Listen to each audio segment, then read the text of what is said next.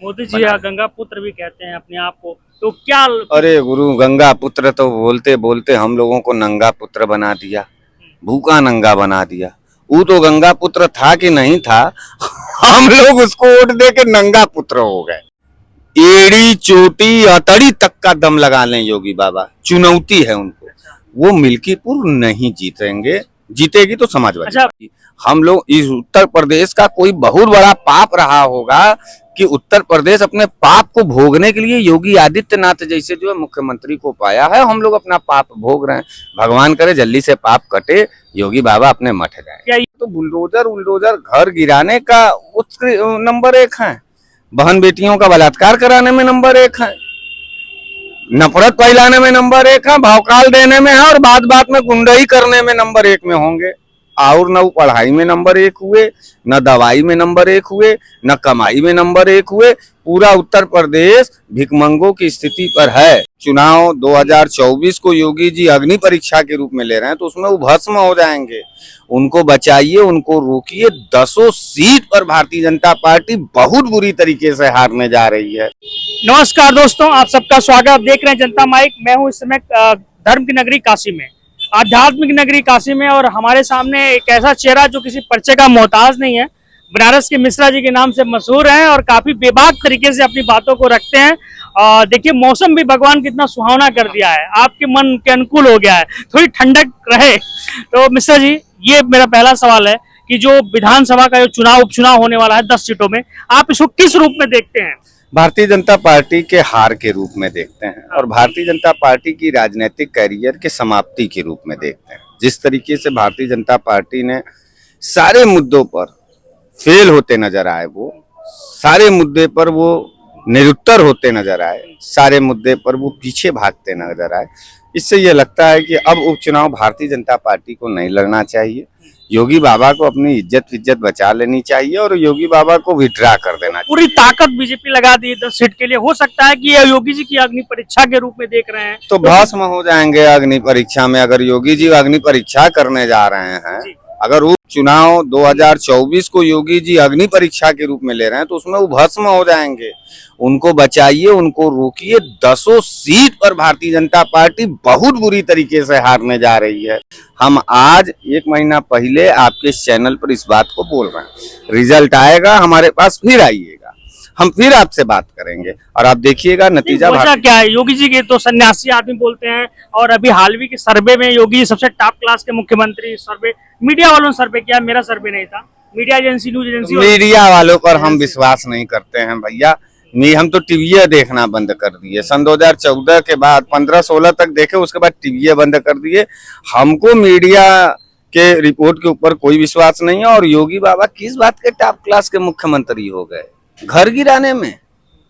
बनारस तो नहीं, बनारस में कहाँ गिरेगा? बनारस में जो है कि वो सक्षम पटेल और कुणाल पांडे और वो जो चौहान है, आकाश चौहान है, वो सब भारतीय जनता पार्टी के IT सेल के यशस्वी नेता हैं, नौजवान हैं। उन सबों को भारतीय जनता पार्टी अपने नौजवान नेताओं को कहता है जाओ। जमानत में बाहर भी आ गए। हाँ, वो तो बाहर आ गए, एक बचा हुआ है, उससे तो वो भी आ जाएगा। तो बुलडोजर घर गिराने का नंबर 1 है, बहन बेटियों का बलात्कार कराने में नंबर 1 है, नफरत फैलाने में नंबर 1 है, भौकाल देने में है, और बात बात में गुंडाई करने में नंबर 1 में होंगे। और न पढ़ाई में नंबर 1 हुए, न दवाई में नंबर 1 हुए, न कमाई में नंबर 1 हुए। पूरा उत्तर प्रदेश भिखमंगों की स्थिति पर है। पत्रकार महोदय, अंतरात्मा से, अपने कैमरे की नजर से हर चेहरे को आप कवर करेंगे तो एक अजीब सा अभाव और तनाव हर चेहरे पर है योगी बाबा के कार्यकाल में। क्या बात कर रहे हैं? योगी बाबा जैसा मुख्यमंत्री, हम लोग इस उत्तर प्रदेश का कोई बहुत बड़ा पाप रहा होगा कि उत्तर प्रदेश अपने पाप को भोगने के लिए योगी आदित्यनाथ जैसे जो है मुख्यमंत्री को पाया है। हम लोग अपना पाप भोग रहे हैं। भगवान करे जल्दी से पाप कटे, योगी बाबा अपने मठ जाए। क्या ये 2027 का ये 10 जो विधानसभा का जो चुनाव होने वाला है, ये लिटमस टेस्ट के रूप में भी हो सकता है कि आगे 2027 की राजनीति जो है तय करेगी? भैया, सारी ताकत जो है बीजेपी सेल लगा रहा है अपना। ये भैया लिटमस टेस्ट तो घोषी चुनाव से ही चल रहा है। घोषी उपचुनाव, वहां लिटमस में फेल हुए, फिर आए लोकसभा चुनाव में कहे ये प्रतिष्ठा का सवाल है, राम मंदिर का उद्घाटन हो गया है, ये है फलना है ढकना है। जनता चढ़ करके हरा दी, जनता चढ़ी, इतना तेज बटन दी, किसी कांग्रेस सपा को वोट नहीं की, जनता अपने गुस्से के साथ अपने मुद्दे पर वोट की। मुद्दे पे उठ के और मुद्दे पर वोट पड़ने का परिणाम ये हुआ, योगी बाबा का भरभरा करके बैठ गया। अब कह रहे हैं 2024 का उपचुनाव लिटमस टेस्ट है, इसमें भी नहीं, लोग पब्लिक के साथ मीडिया वाले साथ परसेप्शन कर रहे हैं कि क्या मूड है जनता का 27 के लिए।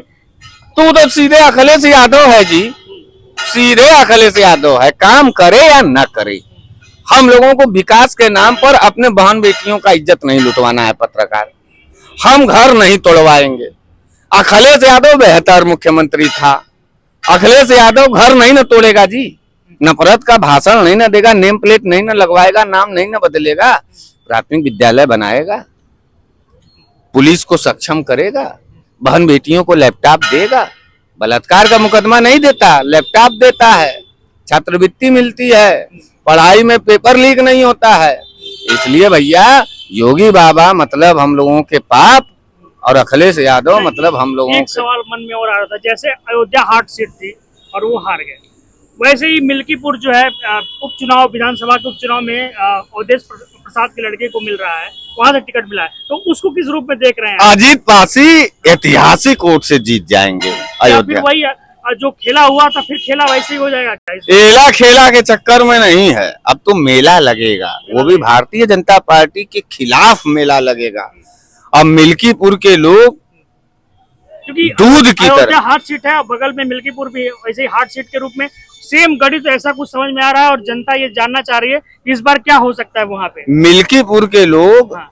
जीत के दूध से नहलाएंगे अजीत पासी को। अजीत पासी अवधेश पासी जी के लड़के हैं और उन्हीं को समाजवादी पार्टी ने टिकट दिया है। एड़ी चोटी अतड़ी तक का दम लगा लें योगी बाबा, चुनौती है उनको, वो मिल्कीपुर नहीं जीतेंगे, जीतेगी तो समाजवादी। अच्छा भैया, एक आप यहाँ काशी के वासी हैं आप, एक अंतिम सवाल चलते चलते, कैसे काशी को रूप में क्या देखते हैं आप, कैसे काशी क्या बदलाव हुआ है काशी में? क्योंकि मैं तो बाहर से आया हूँ और देखिए बाबा विश्वनाथ की नगरी है और दूसरी बात ये कबीर की धरती है, रैदास की धरती है। और कबीर एक बात कहते थे, कबीर व्यंग्यात्मक दृष्टिकोण के साहित्यकार हुए, कवि हुए और उन्होंने बड़ा ही यथार्थ बात पर इस बनारस में व्यंग्यात्मक लहजे पर अपने बात को रखा। जब यहाँ धर्म के नाम पर लोगों को बांटा जा रहा था, उस वक्त भी बांटने वाले थे लोग, तो उस वक्त कबीर ने कहा इसी धरती पर कि पाथर पूजे हरि मिले तो मैं पूजू पहाड़। देखिए क्या तार्किक है। बनारस समरसता का शहर है, बनारस राजनीति के उच्चता का शहर है, बनारस गुलाम शहर नहीं है, बनारस वैचारिक तरीके से पिछड़ा शहर नहीं है। मोदी जी गंगा पुत्र भी कहते हैं अपने आप को, तो क्या? अरे गुरु, गंगा पुत्र तो बोलते बोलते हम लोगों को नंगा पुत्र बना दिया, भूखा नंगा बना दिया। वो तो गंगा पुत्र था कि नहीं था, हम लोग उसको वोट दे के नंगा पुत्र हो गए। कुछ भी नहीं बचा भाई मेरे, न घर में सुकून है, न बाहर प्रेम है, न मन में जो स्थायित्व है और ना ही दिमाग में जो है लक्ष्य है। सब चीज सपरचट डिलीट कर दिया। कह तो रहे हैं कि भाजपा को चुनने का मतलब अपने आत्महत्या को चुनना। मौत से प्यार करते हैं, भाजपा को वोट दीजिए। ठीक है, हमारे साथ जुड़े बनारस के मिश्रा जी और बहुत बेबाक तरीके से अपनी बातों को रखते हैं और जनता माइक की पूरी टीम के साथ मैं जनता माइक के पूरे टीम को हार्दिक शुभकामनाएं देता हूं। गोरखपुर के धरती से जनता माइक अपना यह सफर तय की है और मुझे उम्मीद है, मैं बाबा विश्वनाथ से प्रार्थना करता हूं कि जनता माइक जनता के ही मुंह पे लगे और जनता की ही आवाज सुने। और हम शुभकामना देते हैं कि देश के नंबर 1 चैनलों में जनता माइक का नाम आवे और आपको ढेर सारी शुभकामनाएं। आपको बहुत बहुत